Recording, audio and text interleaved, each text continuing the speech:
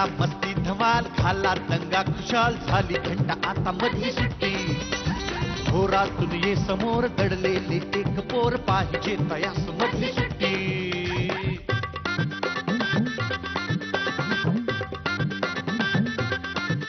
कसे रंग त्यांचे कसे गंध त्यांचे, विचारून घ्या या फुलांना जरा. नको सारखी शिस्त आणि पहारे, मुलांना ती द्याना मुलांना जरा. किलबिल त्या पाखरास वाऱ्यावर वाहण्यास देत जाई पंख मधली सुट्टी.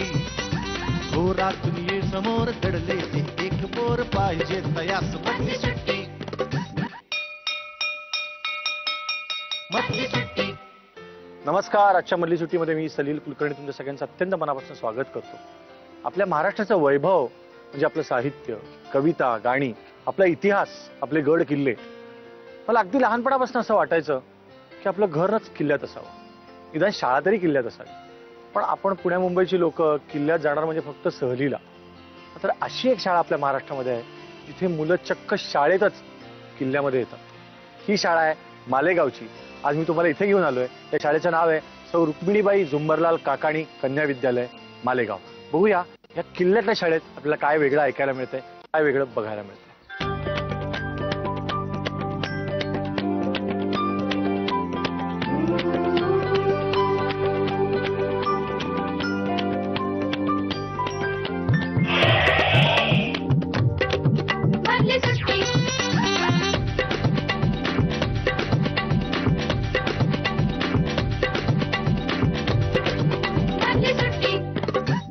मधली सुट्टी मधली आजची ही 44वी शाळा. पण आम्ही कधीच मुलांमध्ये गट केले नाहीत की ही इथली मुलं, ही इथली मुलं, त्यांची ही जमीन, त्यांच्या या प्रार्थना. आमच्यासाठी फक्त ती रत्न आहेत. या शाळेतली रत्न माझ्याशी काय बोलतात ऐकूया.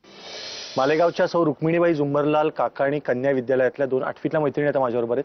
तिचं नाव आहे स्नेहा आणि हिचं नाव आहे नाजुका उर्फ सारिका. बरोबर आहे? नाही. मग काय तुझं नाव आहे नक्की? सारिका. घरी नाव नाजुका आहे माहिती आहे. सारिका उर्फ नाजुका. चालेल. हो ना. कितवीत आहात तुम्ही दोघी? 8वी. मी पण 8वी मध्ये. तुम्हाला सांगा इथली किल्ल्यामध्ये शाळा आहे हे असं मला तर असं वाटतं महाराष्ट्रात एखादी शाळा असेल. हो ना. तर एकच आहे ही एकच आहे. बाकी कोणत्याच किल्ल्यामध्ये आमची शाळा नाही, म्हणजे अशी शाळा नाहीये. काय वेगळं वाटतं का किल्ल्यामध्ये शाळा असताना? कुठे काय असं वाटतं का की इथे असं इकडे आपण खणत गेलो तर एक खजिना सापडला, एक पेटी बिटी, असं वाटतं कधी? हो. असं केलंय का कधी तुम्ही? आमची लांब उडीची स्पर्धा होती ना तेव्हा मी खूप हे केलेली. काय केलं? खड्डे केलेले. खड्डे खणून ठेवले नुसते का शोधला होता खजिना? नाही सापडला तर नाही. सापडला तर नाही. तुलाच नाही? मला पण कधी नाही सापडला. पण एकदा खेळताना म्हणजे आम्ही मैत्रिणी खेळत होतो तेव्हा खड्डा खोदत होतो, पण खजिना तर आतापर्यंत सापडलेला नाहीये. पण काय वाटतं असेल का? काय सगळ्या लोकांनी पूर्वीच्या माझ्या मते असेल कदाचित. तिथे भुयारे खूप आहे आमच्या किल्ल्यात. तर एखाद्या मी जर शास्त्रज्ञ झाली ना तर नक्की शोध काढेल.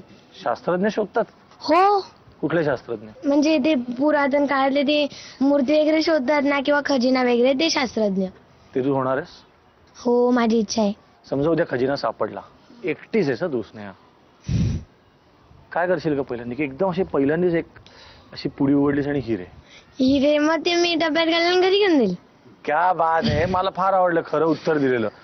आता काय आजकाल लोक सांगतात नाही आम्ही समाजासाठी उपयोग करू. आता हिरे जोपर्यंत दिसत नाही ना तोपर्यंत समाज विमाज दिसतो. एकदा हिरे खरे दिसले की ही म्हणली तर बरोबर आहे, घरी घेऊन जाईल. बरं, तू मला नाजुका मला एक सांग, तुझ्याविषयीची अशी कुठली खास गोष्ट आहे की जी तुला असं वाटतं की नाही ही माझ्यामध्येच आहे, बाकी कोणामध्ये नाही? माझ्यामध्ये माझा कर्कश आवाज. नाजुका नावाच्या मुलीचा कर्कश आवाज असणं आणि तिला कर्कश आवाजामुळे ओळखणं. नाजुका म्हणजे काय ग? बारीक. अगं बारीक नाही, मग बारीकच म्हणलं असतं ना. मग नाजूक का कशाला म्हणलं असतं? नाजुका म्हणजे नाजूक. आणि स्नेहा म्हणजे काय? स्नेहा म्हणजे खजिना शोधणारी नाही. मग स्नेहाचा अर्थ होतो प्रेम वगैरे. वगैरे म्हणजे भावपूर्ण बोलणे, म्हणजे त्याला स्नेह असं म्हणतात ना. असेल बाबा.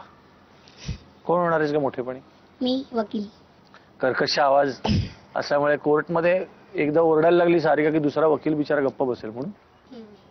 अशी कुठली गोष्ट मालेगावात वाटते का जी बाहेर कुठेही नाही? आमच्या मालेगावात जी गोष्ट आहे ना कुठेही नाही. मी सांगू? आमच्या किल्ल्यातली शाळा. ती कुठेही बघितलं तर कोणत्याच किल्ल्यात शाळा सापडणार नाही आमच्या मालेगावात. तुला काय वाटतं वैशिष्ट्य मालेगावचं? मालेगावचं पुण्यातल्या मुलांची ट्रिप आणली मी समजा इकडे, काय दाखवशील त्यांना? किल्ला दाखवेल, नंतर मग इकडे तिकडे फिरायला घेऊन जाईल. तिकडे असे सुती कापडाचा कारखाना पण आहे, तो पण दाखवेल. हा, पण मुख्य काय वाटतं किल्ला इकडचा?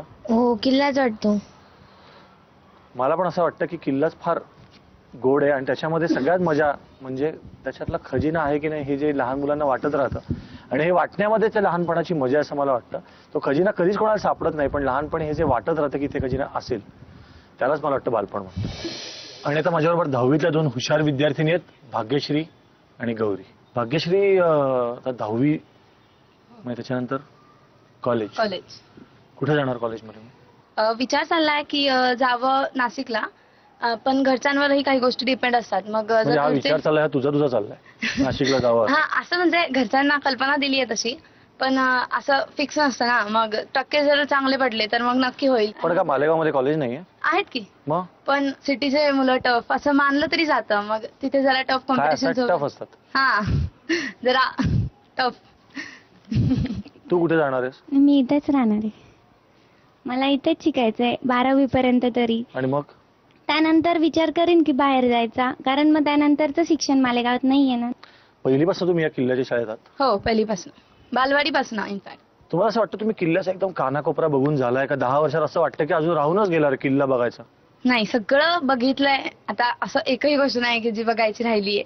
या 10 वर्षातला किल्ल्यातला असा एखादा प्रसंग आठवतो की थोडा शाळेतनं घरी जायला उशीर झालाय, थोडा अंधाराने असं एकदम वाटलं की तिथे कोणीतरी असेल का? नाही, असं तर नाही झालंय, पण इथे आता तुम्हाला एक मिनिट, तुमच्या दोघींमध्ये ही पटकन म्हणली हो तर काहीतरी म्हणजे हिच्या हा, बाबतीत स्टोरी म्हणजे होती. कसं आता जसं आपण एक म्हणजे खाली कोण नाही वर कोण नाही असं आम्हाला प्रॅक्टिसला यावं लागतं कधीतरी. आम्ही एरोबिक्सला योगाला आहोत, तर मग प्रॅक्टिसला यावं लागतं. आणि मग एखाद्या वेळेस काय व्हायचं, सगळ्या मुली लपून जायच्या आणि एखाद्या मुलीला एकटं टाकायचं. मग असं सगळं आजूबाजूला सगळे लपून जायचे आणि ज्या दिवशी नेमका मला त्यांनी एकटं सोडलं तर मी सगळी जागा शोधली, पण मला कोणीच भेटलं नाही. मग थोडीशी भीती वाटायची की तिथनं कोणतरी जाईल, तिथनं कोणतरी असं येईल. पण अशा अफवा कधी उठायच्या का इथे 10 वर्षामध्ये की इकडनं घुंगरांचा आवाज येतो किंवा इकडनं असं जाताना एक फक्त भाग्यश्री असं कोणीतरी ओरडून जातं, अशा अफवा काही नाही? नाही, अफवा शहाणी लोक तिथे किंवा अफवा पण साधं उठवत नाहीत किल्ल्याबद्दल. अशा वेगळ्या अफवा उठलेल्या भरपूर आहेत. उठतात. काय उठलं सांग? अफवा म्हणजे आमची इकडे बॅक साईडला एक विहीर आहे, ती गुफा म्हटली जाते. आणि तिथून असा डायरेक्ट रस्ता आहे की तिथून उतरल्यानंतर नाशिकला रस्ता आहे तिथनं. तिला कॉलेजमध्ये जायचं असेल तर नाशिकला तो रस्ता निघतो. तर तिथं म्हणजे आता खूप असं लहान मुलांना माहिती नव्हतं की हा नारूशंकरांचा किल्ला आहे. खूप जणांना असं वाटायचं की किल्ला म्हटला म्हणजे आता सगळ्यांचं असंच होतं की शिवाजी महाराजांचा किल्ला आहे. तर खूप जण असे म्हणायचे की त्या विहिरीत अजून पण शिवाजी महाराज असतात, त्यांचे सैनिक वगैरे, आणि ते येतात वगैरे रात्री. अशा खूप अफवा पसरलेल्या त्यांच्या होत्या. बालिशपणामुळे बहुतेक असं होऊ शकतं. पण या वास्तूचा गैरवापर झालेला असं आठवतं का की इथे हो. पार्टीच झाली वर असे तुम्हाला दिसत नाही, असेल? पार्टी पार्टी नाही वगैरे झालेली आहे, असे वापर नाही झाले आजपर्यंत. पण गैरवापर झालेला आहे. या भिंतींवर वेगवेगळे नावं लिहिणं, वेगवेगळ्या प्रकारचे हे लिहिणं, वास्तू स्वप्न. हो. आणि फार. ते असले प्रकार घडलेले आहेत. पण तुम्ही असा प्रयत्न केला का लोकांना सांगायला की असं करू नका, किल्ला आपली मोठी संपत्ती आहे आपल्या देशाची? नाही, आजपर्यंत तर नाही केलेलं आहे. आता काय 10वी आली, आता कधी करणार? म्हणजे खरं तर आमच्या शाळेत ना भरपूर उपक्रम सुद्धा करतात. जसं वृक्षदिंडी झालेली, मानवी साखळी झाली होती. आजूबाजूचा परिसर थोडासा खराब असल्यामुळे, प्रदूषित असल्यामुळे मानवी साखळी केलेली. तर त्यात आम्ही सगळ्यांना उपदेश केला की स्वच्छता पाळा, किल्ल्याची वास्तू नीट राखा आणि वृक्षदिंडीमध्ये वृक्षतोड करू ते नये कागदावर वगैरे आपण लिहून वगैरे. खूप देतो गोष्टी पण नाही, आम्ही कागदावर केले नाही सुद्धा. लिहिलंय. इथे जवळ एक गाण्याचा किल्ला म्हणून अजून एक किल्ला आहे, तिथे पण आम्ही जाऊन 1000च्या वर झाडे लावली आहेत. क्या बात आहे. मला वृक्षारोपण केली. आणि एक गोष्ट आम्ही- सांग, तू कविता करतेस बरोबर? हो. तुला असं कधी वाटलं की ह्या किल्ल्यावर कविता करावी? किल्ला जर बोलायला लागला भाग्यश्रीशी काय काय बोलेल? भरपूर काही बोलेल, त्याच्या जुन्या आठवणी सांगेल आधी तो मला. आणि मग तो आता सांगेल मला की त्याला काय काय त्रास होतात, त्याला कोण कोण काय काय त्रास देतं, परत मला कसं आवडायचं आणि आता लोक कसे झालेत तेही तो मला सांगेल असं मला वाटतं. शेवट काय असेल त्या कवितेचा? बहुतेक त्याच्या अपेक्षाच असतील काही शेवट कवितेचा. मला असं वाटत नाही, इतका भव्य वास्तू ज्या असतात ना, की खूप मोठी मोठी माणसं असतात, ती कोणाकडे काही अपेक्षा करत नाहीत. त्यांना फक्त एवढीच अपेक्षा असते की तुम्ही जपून राहा. किल्ला हा खरंच आपल्या घराण्याच्या मूळ पुरुषासारखा असतो, जो फक्त आपल्याला आशीर्वाद देतो. आपण जपायला पाहिजे. आपण जर बिघडवलं ती परंपरा तर मग या किल्ल्यांचा काहीच उपयोग नाही. काय का नाव तुमची? माझं नाव श्रेया. तुझं? यशस्विनी अतुल ठोंबरे. यशस्विनी का यशस्विनी? यशस्विनी. कितवीत आहेस ग तू? ठाके दुसरीत. सुरीत. दात कुठे गेले? कधी? मे महिन्यात पडले होते. मग नवीन नाही येतात का अजून? येतात ते. नाही तर अशीच खिडकी राहणार मग. हा श्रेयाची. तुला काय वाटतं का दातवाली श्रेया छान दिसत होती का अशी छान दिसते? मला वाटतं अशीच गोड दिसते. तुला काय वाटतं? अशीच? मग नकोच काढूनच टाक तिथले. तर येऊ देत ना. आणि बाबा काय करतात का श्रेया? माझ्या बाबांचं कॉस्मेटिकच्या पार्लरचं होलसेलचं दुकान आहे. आई शपथ. मग नुसती श्रेया घुसत असणार दुकानात आणि मला ह्या पिना द्या आणि हा हेअरबँड द्या, नाही करत? नाही. खरंच? हा खरं. माझी मम्मी जेव्हा घेते तेव्हाच मी. मम्मी घेते का खूप वेगवेगळं? नाही, माझे बाबा सांगतात की नेलपेंट घे. हो. आणि तू मोठेपणी कोण होणार आहेस? टीचर. का? मला टीचर व्हायला आवडतं. कुठला विषय शिकवणार आहे? सगळे. आणि तुम्हाला सांग, इतकी छान तुमची किल्ल्यातली शाळा आहे ना. हा? पण तुम्हाला माहितीये का किल्ल्यामध्ये काय असतं? नाही. भूत असतं? नाही. मी कुठे म्हणलं? मी फक्त म्हणलं काय असतं. फक्त आवाज काढला. मी भूत मी म्हटलं आणि म्युझिक असतं वाऱ्याचं संध्याकाळी. असं वारा व्हायला की असा आवाज येतो. भूत असतं? मला घाबरवू नको. श्रेया आता येईल नाही तर इकडे कुठून तरी. नसतं ना? नाही, नसतं. भूत खरं असतं का नसतं काय वाटतं? नसतं. नक्की? हो. पण समजा आलंच बरं का की तू श्रेया अशी चालली रेस्टॉरंट, एकदम एक आलं समोर, काय म्हणशील? नाव घ्यायचं. काय देवाचं नाव घेशील? राम. राम राम राम राम राम राम राम असं म्हणशील? मी जिन्यात खालती उतरते तर देवाचंच नाव घेऊन चालते, नाहीतर देवाचं गाणं म्हणत जाते. कुठल्या घरातल्या जिन्यात ना? का ग? अंधार असतो? मला खूप भीती वाटते. तू मोठेपणी टीचर झालीस हा, तर तू मालेगावसाठी काय वेगळं करशील ग? काय मालेगावमध्ये नाही असं वाटतं तुला ग तुझ्या, की आमच्या गावात हे जर असतं ना तर मला मज्जा येईल? गरिबांना घर मिळालं असतं तर. खूप लोकांना घरं नाहीये तिथे. नाही, काय मालेगावामध्ये ना घर नाहीये, झोपडी, पण ते झोपडीमध्ये राहतात. हो, बघितलं तुम्ही असं कधी? हो, खूप जण आहे. काय काय त्यांना प्रॉब्लेम असतात ग झोपडीत राहणाऱ्यांना? झोपायची जागा नसते, त्यांच्याकडे टीव्ही नसते, पांघरुण थोडी, टीव्ही नसते. आणि मला असं वाटतं की आपल्या मालेगावात ना एक गार्डन राहायला पाहिजे. कशाला पाहिजे ग मालेगावमध्ये गार्डन? कारण की काही लहान जण असतात, एक गरीब असतात, त्यांना पण खेळायला तर काही पाहिजे ना. तुमच्याकडे नाहीच आहे गार्डन? एक होतं पण ते तोडून टाकलं, काढून टाकलं सगळं. तिथे ऑफिस बनवलं. हो, सगळं ते गार्डनच्या खेळण्यावर काढून. तिथे रेल्वे, अशी रेल्वे पण होती. रेल्वे होती गोल गोल फिरणारी? ती पण काढून टाकली? हो. विमान पण आता तिथे ना ऑफिस तयार झालं. एक काम करूया आपण, की यांना आगगाडीतनं गोल गोल फिरायचं होतं, तिथे विमान होतं, तिथे घसरगुंडी होती, झोपाळा होता, ते सगळं कोणीतरी काढून टाकलं आणि तिथे ऑफिस बांधलं. तर बाकीच्या सगळ्या जमिनी कोण किती घेत आहे हे खरंच हा आपला प्रश्न नाही, पण मुलांच्या तरी जमिनी आपण त्यांच्यासाठी ठेवूया असं मला वाटतं. तुम्ही दोघी जण एक काम करा, तिकडे बघा त्या गावाकडे आणि त्यांना सांगा की आमच्या गार्डनच्या जागेवर काही बांधू नका, आम्हाला खेळायला गार्डन हवंय. सो तिकडे बघा. आमच्या गार्डनच्या जागेवर काही बांधू नका, आम्हाला खेळायला गार्डन हवंय.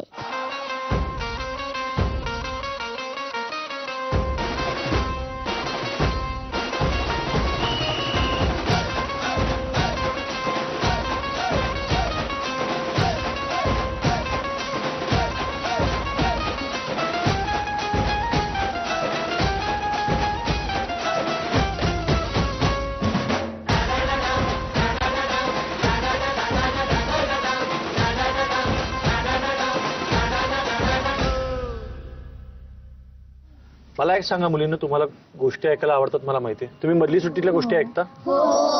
तुम्हाला मधली सुट्टीतल्या गोष्टी आवडतात? मला पण गोष्ट सांगायला खूप आवडते. आणि तुम्हाला एक गोष्ट सांगू की आता या मधली सुट्टीतल्या सगळ्या गोष्टी आम्ही एकत्र तुम्हाला देणार एका सीडी मध्ये. आणि मला पण खूप छान वाटेल, कारण त्या सीडी मध्ये सगळ्या शाळा पुन्हा एकदा बघायला मिळतील. त्याच्यात तुमची पण शाळा बघायला मिळेल. तुम्हाला कोण गोष्टी सांगतो सांगा? आजी, बाबा. आजी आजोबा, आई बाबा. तुम्ही एकमेकांना कधी गोष्टी सांगता का? कसल्या गोष्टी सांगता? खरं घडलेलं सांगता? खरं घडलेलं. आता या किल्ल्यामध्ये बसून तुमच्या मनात अशा वेगवेगळ्या गोष्टी येतात का की समजा किल्ल्यावर असं झालं, किल्ल्यावर तसं झालं? हो ना. इथे बसून तर गोष्टी जास्त रंगल्या पाहिजेत, कारण किल्ल्यांच्याच गोष्टी असतात, हो की नाही? आपला सगळा इतिहास घडला तो किल्ल्यांमध्ये घडला. पण आजची गोष्ट मात्र मी जी सांगणार आहे ती खास तुमच्यासाठी तयार केलेली गोष्ट आहे. एक गाव असतं, त्या गावामध्ये अगदी एका क्षुल्लक कारणावरून आधी छोटंसं भांडण होतं. त्या भांडणाचं थोडं मोठं भांडण होतं, अजून मोठं भांडण होतं आणि मोठी दंगल होते.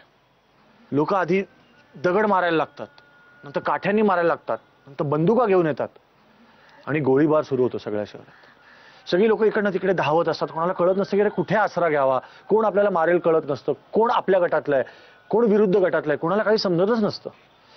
अशा 2 कॉलेजमधली मुलं असतात ना, ते दोघंही ना सैरा वैरा धावत असतात, की इकडे एक तिकडे. दोघांनाही ते प्राण वाचवायला इतके पळत असतात, त्यांना कळत नसतं की आता आपण जगणार की नाही. लांबवर त्यांना एक असं छोटीसं खोपटं दिसतं. त्याच्यातला एक असतो ना, तो खूप धावत धावत तो मध्ये पडतो, त्याचे कपडे फाटतात, सगळ्या तोंडाला माती लागते.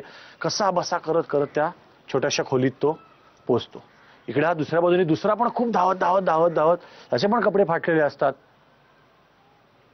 कसा बसा तो पण त्या खोपट्यात पोचतो. आणि त्या दुसऱ्याला आत गेल्यावर लक्षात येतं की अजून एक माणूस आहे इथे.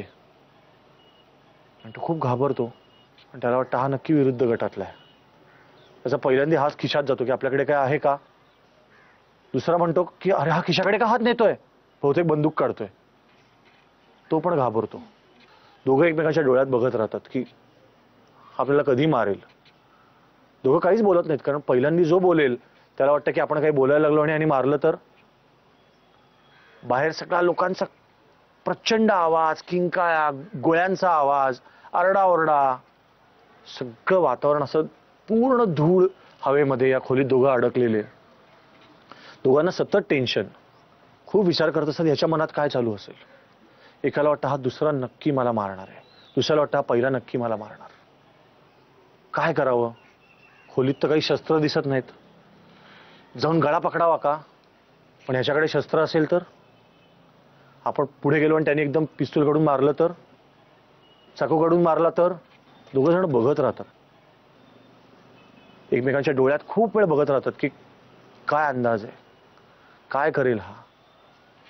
भीती पण असते, खूप टेन्शन असतं. एकीकडे बाहेर गोळ्यांचा आवाज. दोघांना वाटतं की पटकन पळून जावं का, पण बाहेर तर गोळ्या आहेत. पण आत थांबलं तर हा मारणार.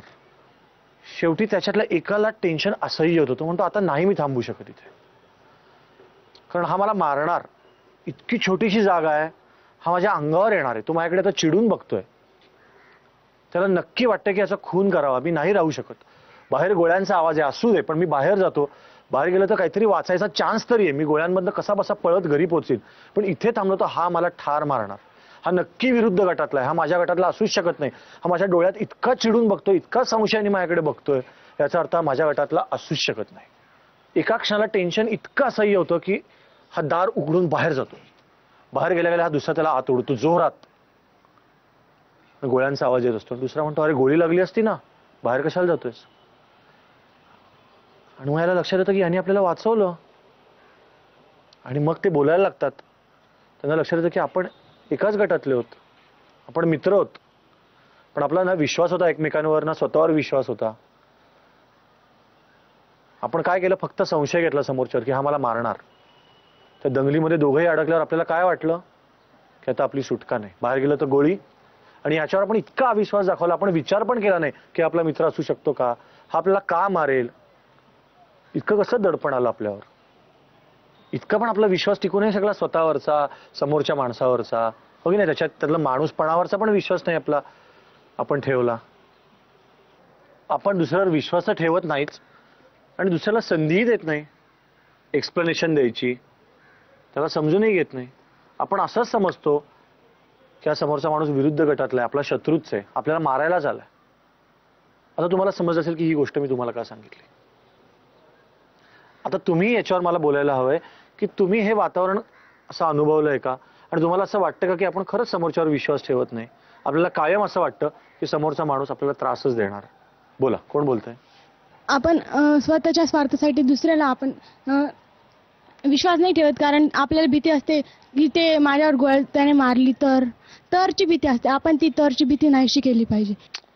क्या बात आहे. असं झालं तर नाही तर हिने हा मुद्दा जो तरचा फार छान म्हटला. मी ज्या मुद्द्याविषयी बोललो की तुमच्या इथे अनेकदा असं वातावरण होतं की टेन्शन असतं, हो की नाही, की हा कुठल्या गटातली मुलगी असेल, हा मुलगा कुठल्या गटातला आहे, त्याची जात काय, असा प्रत्येक गोष्टीचा आपण सतत विचार करतो आणि त्याचा आपण टेन्शन घेतो. आपण दुसऱ्याला तो चांगला आहे हे सिद्ध करायची संधी पण देत नाही. हो ना, या विषयावर तुम्ही बोलावं अशी इच्छा आहे. तिला दे. आम्ही जेव्हा लहान होतो म्हणजेच पहिली दुसरीत होतो तेव्हा आमच्या वर्गात 2 ग्रुप पडले होते. एक म्हणजे एक जिच्याशी आमचे भांडण झाले होते आणि एक आमचा ग्रुप होता. तर तेव्हा आम्ही त्यांच्याशी खूप भांडायचो. त्यांच्यावरची एखादी जरी मुलगी भेटली ना तर तिला आम्ही काही पण बोलायचो. पण जेव्हा मी माझ्या आईला हे कळवलं तर आईने सांगितलं का गरजेचं नाही का ती मुलगी वाईटच असावी, ती चांगली पण असू शकत होती. Very good. छान बोलली की नाही. अजून कोण बोलणार आहे. तिला दे.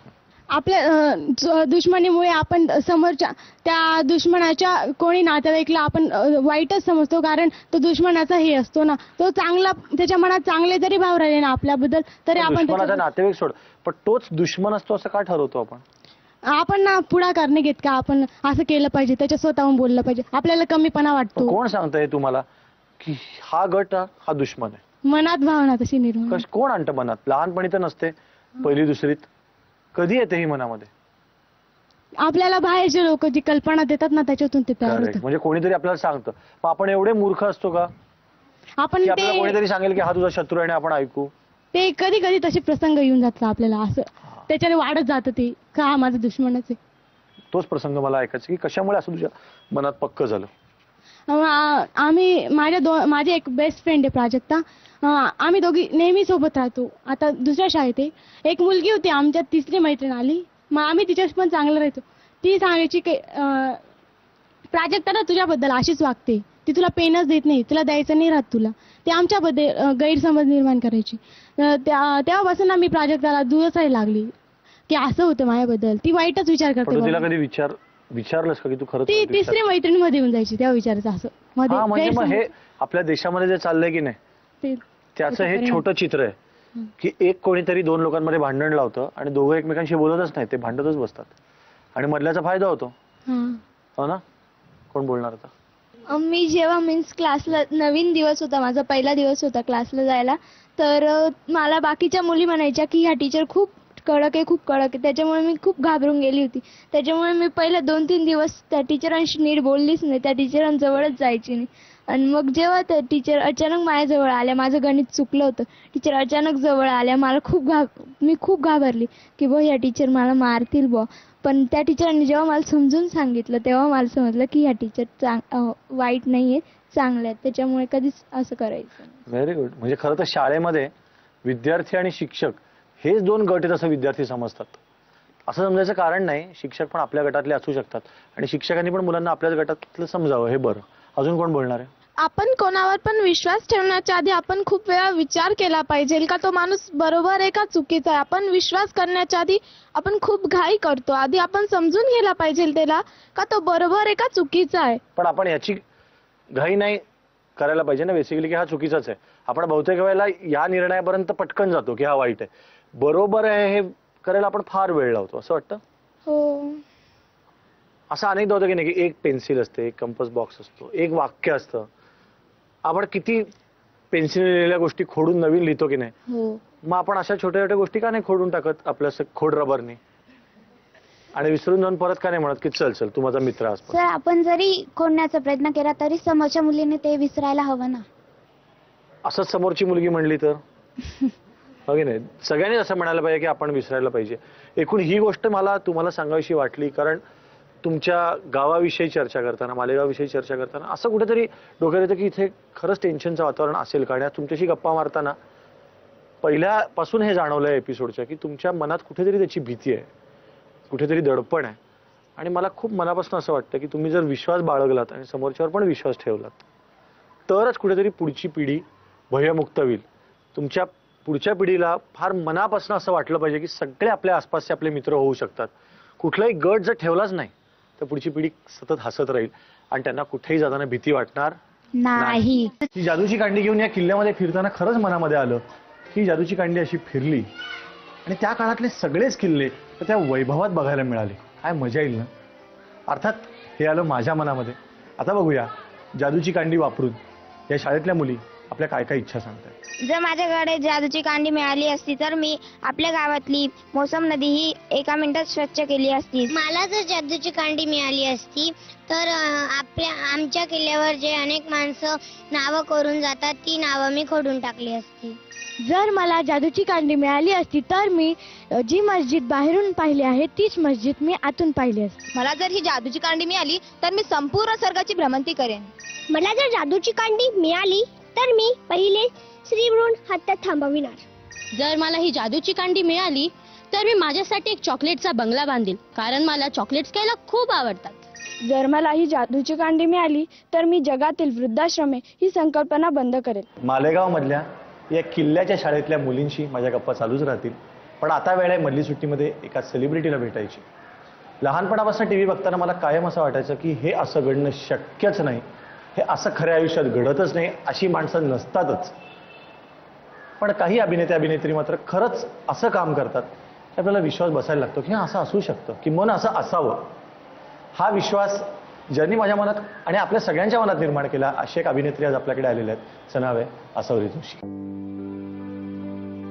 पुन्हा एकदा मस्त गावे हसावे झुलावे खुलावे किती वाटते उतरून ओझे वयाचे चलारे पहा कोवळे ऊन बोलावते वर्षांचे पूल आज ओलांडून ये आल्याड घे तुला हवीच मधली सुट्टी थोरातून ये समोर दडलेले एक पोर पाहिजे तयास मधली सुट्टी. हाय असं खूप मनापासून स्वागत मधली सुट्टीमध्ये आणि मुख्य म्हणजे शाळेमध्ये स्वागत. खरं तर मी करायला नको, कारण ही शाळा तुझी आणि हे सगळं वातावरण बाक हे सगळं खूप जुनं नातं या सगळ्याची.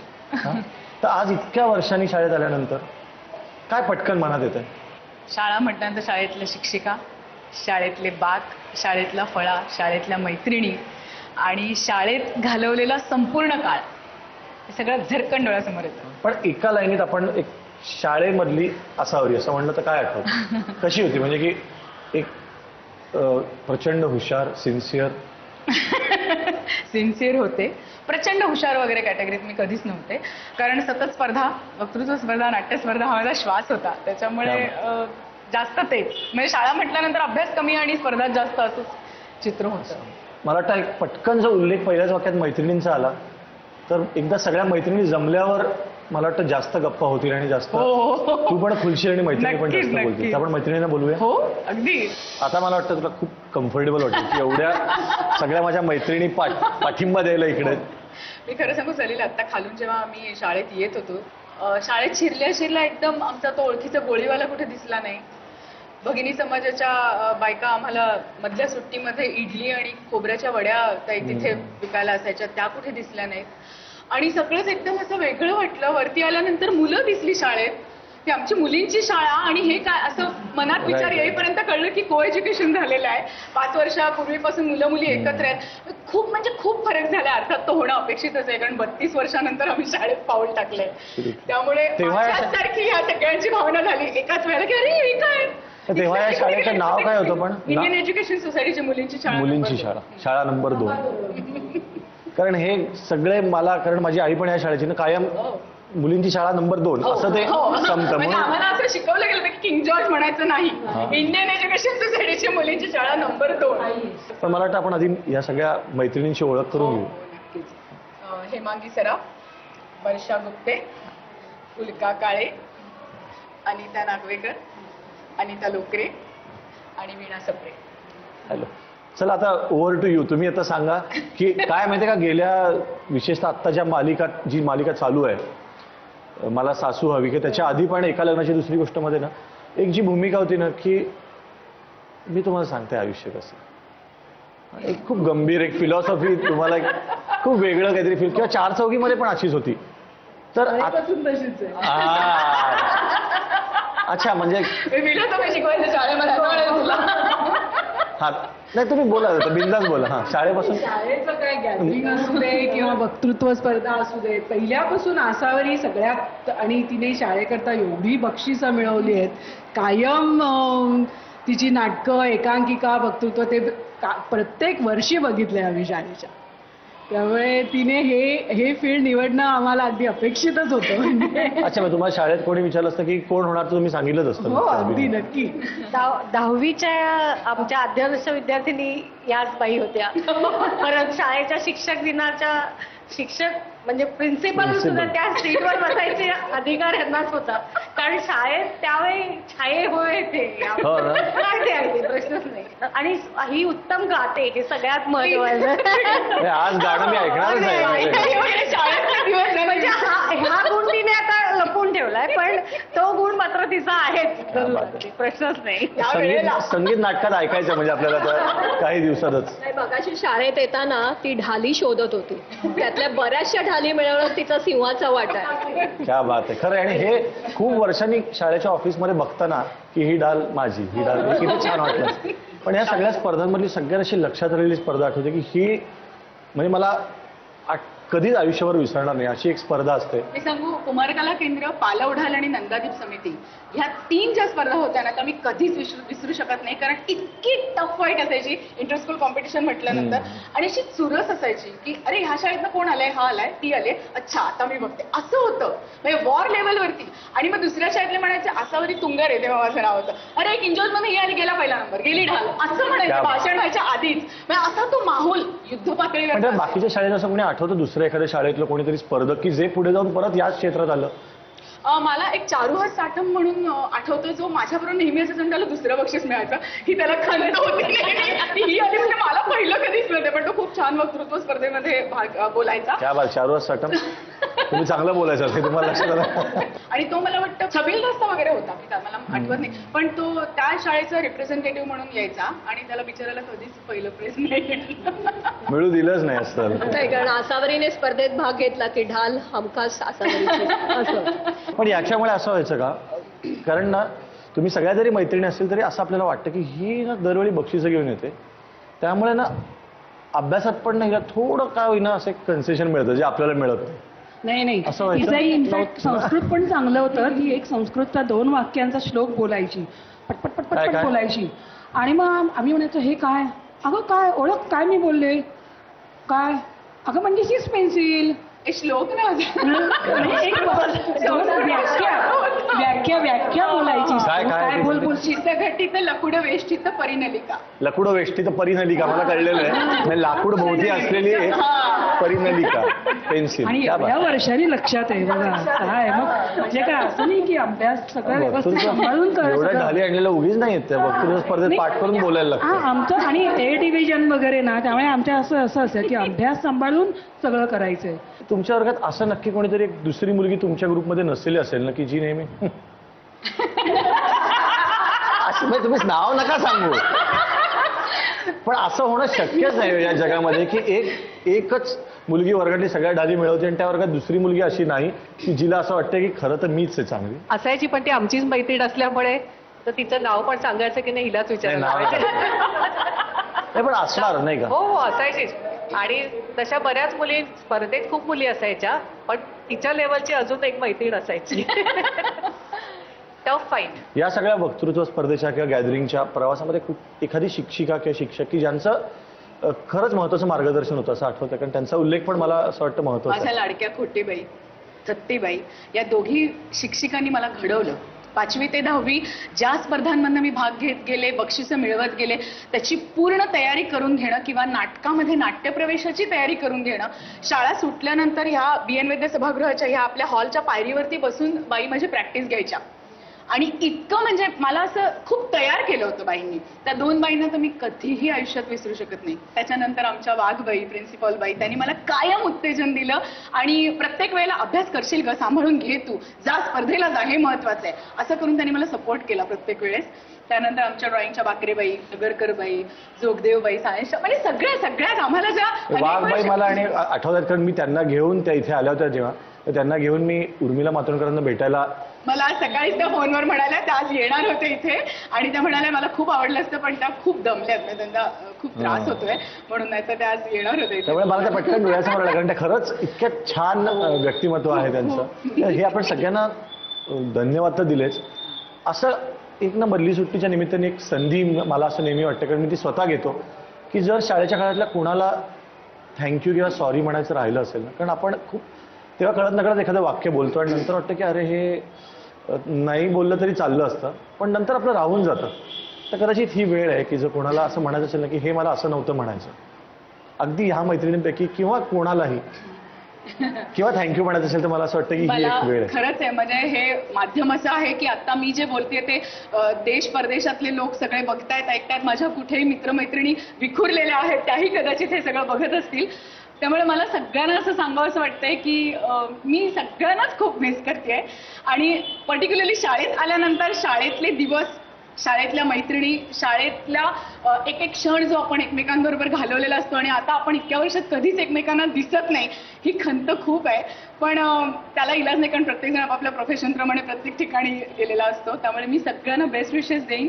माझ्या शिक्षिका जर हा प्रोग्राम बघत असतील तर त्या सगळ्यांना माझा इथूनच मी नमस्कार करते, कारण त्यांच्या शुभाशीर्वादामुळेच मी आज इथपर्यंत आहे असं समजते. आणि सगळ्या माझ्या मित्रमैत्रिणींच्या शुभेच्छा मी तिथून स्वीकारते आणि तुमच्यामुळेच मी आज इथे आहे असंही मी म्हणेन. Thank you so much. अनेक शाळांमध्ये अनेक ठिकाणी वेगवेगळ्या विषयांवर आम्ही चर्चा केल्या, पण आज किल्ल्यावर बसून चर्चा म्हणजे मला खरं तर याला खलबतं म्हणायला पाहिजे. किल्ल्यावर पूर्वी काय दर्जाच्या चर्चा होत असतील, आज मला असं वाटतं की शाळेतल्या सगळ्या विद्यार्थिनींशी त्यांच्या दृष्टीने काही महत्त्वाच्या विषयांवर गप्पा मारायला मला आवडतील. कारण मला असं वाटतं की त्या वयात आपल्याला ती परीक्षा सगळ्यात मोठी वाटते. पहिलीची परीक्षा तितकीच अवघड असते. त्यामुळे हे विषय आत्ता या वयात त्यांच्या दृष्टीने महत्त्वाचे असतील असं मला वाटतं. तर इतक्या हुशार मुली एकत्र बघून खूप छान वाटतंय की 5वी ते 10वीच्या सगळ्या हुशार मुली मालेगाव मधल्या एका किल्ल्यावर बसल्या आहेत. वा वा वा, काय छान दृश्य आहे. तुम्ही मला सांगा, तुम्ही अगदी पहिलीपासून भाषा शिकताय, प्रत्येक शब्दाचा तुम्हाला अर्थ सांगून वाक्यात उपयोग करा वगैरे असतं की नाही, पण प्रत्येक शब्दाचा संदर्भ आपण आपल्या आयुष्याशी जोडून घ्यायला पाहिजे असं मला वाटतं. म्हणजे आपण भेदभाव हा शब्द खूप लहानपणापासून ऐकत असतो. भेदभाव करू नये. तुम्ही स्वतः कुठे भेदभाव बघितलाय? तिला दे. प्रत्येक घरात म्हणजे ग्रामीण भागात शक्यतो अंधश्रद्धा असल्यामुळे मुलगा आणि मुलगी यांच्यात सुद्धा भेद होतो. तर तो का होतो? का होतो तुम्ही सांगा, का होतो? मी तुम्हाला प्रश्न विचारलेत. तर मला असं वाटतं की बा ग्रामीण भागात अंधश्रद्धा असते त्यामुळे तो भेद होतो. अंधश्रद्धा असते? मुलगा हा वंशाचा दिवा असतो, तर त्याचप्रमाणे मुलगी सुद्धा वंशाची पणतीच आहे ना. पणतीशिवाय दिवा कुठे ठेवतो? पणतीशिवाय दिवा कुठे ठेवतो? टाळ्या वाजवा. चला. हिंदू मुसलमान लोक असतात त्यांच्यात भेदभाव का होतो? कोण करतं? म्हणजे त्यात दोन्ही असतात. तर हिंदू पण मुसलमानांना नावं ठेवतात आणि मुसलमान सुद्धा हिंदूंना. कोणी ठेवलं? मी नाही ठेवत बाबा. माझे किती मित्र आहेत सर, आमच्या म्युझिक मध्ये किती मित्र आहेत माझे, माहिती, छान छान वाजवणारे, गाणारे. मी नाही ठेवत ना. पण ही आता बोलली की मुलगा आणि मुलगी पण भेद करतात. तुम्हाला जाणवलं असं, तुम्ही तर मुलींच्या शाळेमध्ये आहात, तर मुलगा आणि मुलगी भेद करतात?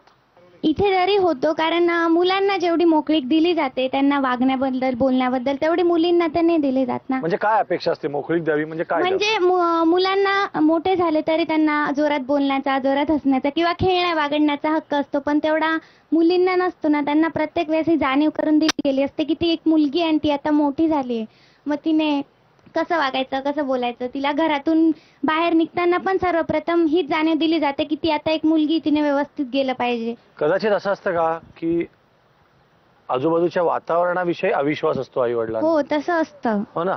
तो मुलीवरचा अविश्वास नसतो, वातावरणावरचा अविश्वास असतो. पण तुम्हाला असं कोणाचा अनुभव आहे का की नाही? की मला असं वाटतं की या मित्रामुळे मला ही एक वेगळी नजर मिळाली. कारण काय असतं, फक्त मुली तुम्ही एकत्र असताना एक वेगळा विचार करता. एखादा मुलगा एकदम सांगून जातो की नाही का असं नसतं, कदाचित मुली मुली जास्त भांडतात पण, हो की नाही? बोला. सर मला असं विचारायचंय की मुलगा मुली बोलत असताना समाजाच्या दृष्टीने वाईट काय आहे आता? असं वाईटच मानतात आता प्रत्येक ठिकाणी. असं का होतं तुम्ही सांगा, काय असेल माणसाची प्रवृत्ती? कारण आपला त्याच्याकडे बघण्याचा दृष्टिकोन वेगळा असतो. जर आपण दृष्टिकोन आपला चांगला ठेवला तर ते आपल्याला चांगले वाटतात, आणि जर वाईट ठेवला तर वाईट वाटतात. सिंपल होतं की नाही एकदम उत्तर याचं. म्हणजे मला असं वाटतं की एक छान मित्र ज्याच्याशी आपण गप्पा मारू शकतो, त्याच्याबरोबर आपण खूप गोष्टी शेअर करू शकतो की आमच्या शाळेत काय झालं, काय अभ्यास चाललाय, असा मित्र असावा मुलींना पण आणि मुलांना पण मैत्रिणी असं, तसं मला वाटतं. तुम्हाला किती जणांना असा छान मित्र की याशी तुम्ही गप्पा मारू शकता? खरं खरं सांगायचं. फक्त 4 हात वर आहेत म्हणजे बाकीचे खोटं तरी बोलतात किंवा बाकीच्यांना भीती तरी वाटते किंवा बाकीच्यांना असं वाटतं की मी जर हात वर गेला तर मी काहीतरी चुकीचा संदेश देईन की काय त्या हातामधून. तर मला असं वाटतं की फक्त एवढ्या गर्दीतून फक्त जर 5-6 हात वर आले असतील तर बाकीच्यांना असं का वाटतं? का तुम्हाला असं वाटतं की नाही आपल्याला जशा मैत्रिणी आहेत, जशी आपल्यासाठी एक मैत्रीण आहे तसा एक मित्र असावा की ते तिघं मिळून गप्पा मारतायत. मग तो मुलगा आहे का मुलगी यांनी फरकच पडत नाही. मी जसं म्हणलं की माझी छोटी मुलगी काय म्हणते, he is my friend and she is my friend. तसं का नाही असू शकत इथे? पण आता ती जो बोलली ना, ती बोलली की नाण्याला 2 बाजू असतात, चांगली आणि वाईट. पण जर वाईट दृष्टिकोनाने बघितलं तर म्हणजे चांगलंच आहे ते. जर मुलगा आणि मुलगी जर बोलत राहिले तर समाजाचा दृष्टिकोन वेगळाच असतो. हे असे काय करतात, मग ते त्यामुळे आई वडिलांचं नाव खराब होतं ना. हे अगदी 100% की मी जरी म्हणलं की प्रत्येकाला मैत्रिणी मित्र असा तरी आपल्या आई वडिलांचं नाव खराब होईल असं नक्कीच काही कोणी करू नये. सर ती म्हटली की आपल्या आई वडिलांचं म्हणजे आपल्या आई वडिलांना दोष देतात बाहेरची लोक. मग ज्या दिवशी आपण मित्र करतो तर आपण घरी ती गोष्ट लगेच आपल्या आई वडिलांना सांगितली पाहिजे. म्हणून जेव्हा आपल्या आई वडिलांना बाहेरून समजतं तेव्हा ते म्हणतील नाही माहिती मला माझी मुलगी एका मुलाशी बोलते हे मला माहिती, त्यामुळे त्यांना काहीच वाटणार नाही. असं तरी माझी मत आहे. म्हणजे विश्वासाचा प्रश्न असतो.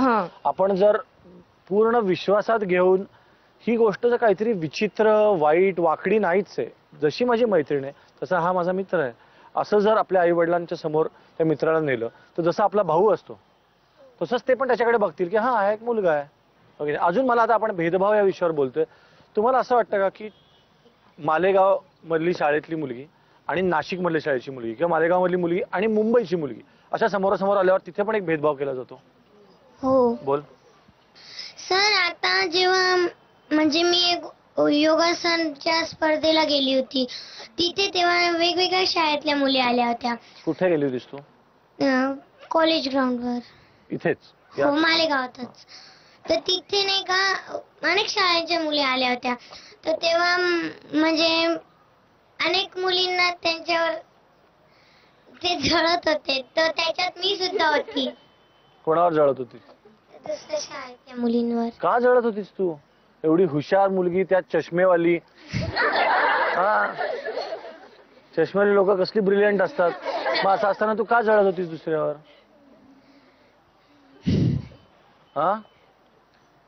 म्हणजे आपण दुसऱ्याला भेदभाव उलटा पण असतो. जसं भेदभावामध्ये आपण दुसऱ्याला कमी समजतो तसं आपण असा पण भेद करतो की ही काय मोठीच माणसं, मग आपण जळायला लागतो. ती म्हणली तर बरोबर शब्द आहे. आपण दुसऱ्याला आपल्या बरोबरीचं न समजता खूप वर समजतो आणि मग जळायला लागतो. त्यामुळे मला असं वाटतं की अगदी छोटे छोटे भेद असतात ना, काळा गोरा उंच बुटका, इथपासूनच आपले सुरू होतात की माझी बहीण माझ्यापेक्षा उंच आहे आणि मग आपण जळतो तरी किंवा दुसऱ्याची चिडवतो तरी. तर इतक्या छोट्या लेवल पासूनच जर आपण हे भेदभाव करणं बंद केलं तर मग गट करणं, जमाती करणं आणि भांडणं करणं हे सगळंच बंद होईल असं वाटतं. मला वाटतं शाळेपासूनच हे संस्कार झाले की कोणाची भीती वाटायचंही कारण नाही, कोणावर जळायचंही कारण नाही आणि कोणाला हिणवायचंही कारण नाही. तर आपण आपला गट घेऊन कोणाला तरी तुच्छही लेखणार नाही किंवा आपला गट घेऊन कोणाला तरी खूप मोठंही मानणार नाही. आज या किल्ल्यातल्या शाळेमध्ये आल्यानंतर मनात आलं की आता अनेक जण 31 डिसेंबरची पार्टी एखाद्या किल्ल्यावर करतील. खरंच काय वाटत असेल या किल्ल्याला जेव्हा एखादी पार्टी होते या किल्ल्यावर? काय येत असेल त्या किल्ल्याच्या मनात? जर किल्ला बोलायला लागला तर काय बोलेल? हाच या वेळेचा होमवर्क. एक किल्ला बोलायला लागला तो किल्ला मला काय म्हणाला? किल्ला बोलायला लागला तर आम्हाला लिहून पाठवा आमच्या या पत्त्यावर. मधली सुट्टी 135 continental building, doctor Annie Besant road, Worli, Mumbai 4000 018 मधली सुट्टी @ZNetwork.com, झी मराठी @ZNetwork.com. ला ला ला ला ला ला ला ला ला ला ला ला ला ला ला ला. आम्ही धरणीची लेकरणी खातो नागलीची भाकर. आम्ही धरणीची लेकरणी खातो नागलीची भाकर. पूर्वी होती सुवर्णाची भूमी, तेव्हा कसलं नव्हतं कमी. आता घरात नाही साखर नि खातो नागलीची भाकर. आम्ही धरणीची लेकर नि खातो नागलीची भाकर. विनवितो आम्ही बालक, विनवितो आम्ही बालक. ज्यांना आहेत 5-6 पोरं, ज्यांना आहेत 5-6 पोरं, येते खाण्यासाठी मारामार नि खातो नागलीची भाकर. आम्ही धरणीची लेकर नि खातो नागलीची भाकर. ला ला ला ला ला ला ला ला ला ला ला ला ला ला ला. ला ला ला ला ला ला ला ला ला ला ला ला ला ला ला ला ला. मधली सुट्टी